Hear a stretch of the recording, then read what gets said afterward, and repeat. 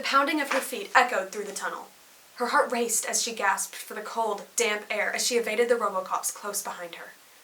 In the depths of sub-Chicago, an underground city cloaked in shadows and smog, Kedzie Calloway's existence was a precarious balance between survival and desperation. With no opportunities for education or decent work, Kedzie resorted to a life of clandestine thievery to keep her family fed and sheltered. It was her lifelong dream to one day make it out of sub-Chicago with her parents. However, the realist in her told her that it would not be possible, as she would need a significant amount of money to even apply to be considered in the yearly selection of immigrants. Rumors whispered of the heavily guarded underground Bank of Chicago having just been robbed. The years of thievery training on the streets assured her that this scheme, while intricate, was manageable. With careful planning and nerves of steel, she slipped through security barriers and bypassed alarm systems, driven by the singular goal of obtaining enough currency to buy her passage to Chicago. Yet, her carefully laid plans failed her as a misstep triggered the alarms, sending a cacophony of sirens blaring into the streets.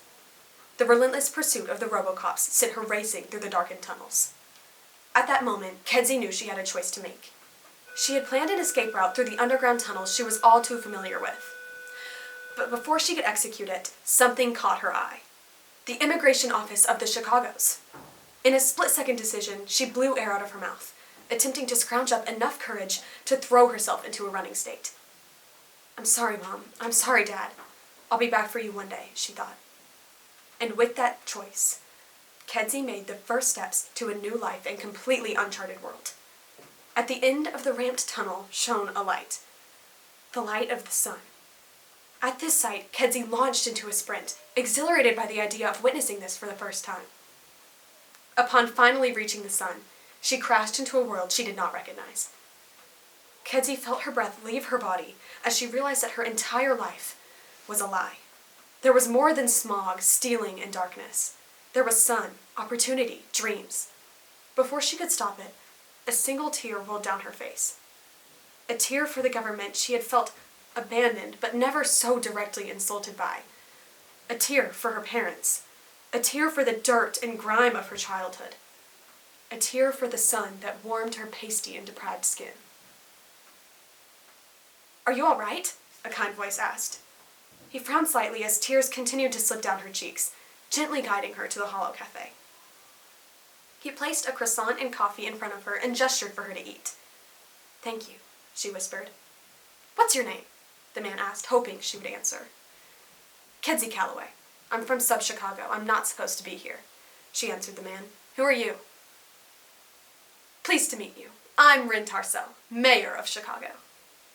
Her eyes widened, fearing he would send her to a hollow cell for what she just admitted. However, with a chuckle, Rin assured her of his harmless intentions. "Tell me your story, Kedzie, from the beginning." And so she did, sparing no details from the man she grew to trust so quickly. He soon realized that everything his public thought they knew about sub-Chicago was a romanticized white lie fed to them by the upper-level government.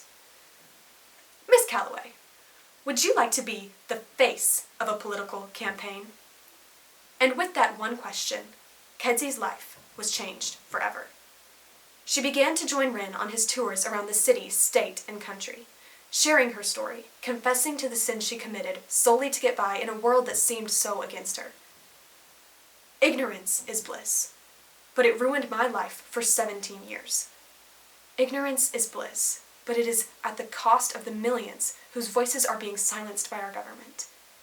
Ignorance is bliss, but is it worth it? Choose awareness, choose change, choose Tarcell. Kedzie famously quotes. She is now 19 and an official member of Rin's political campaign staff.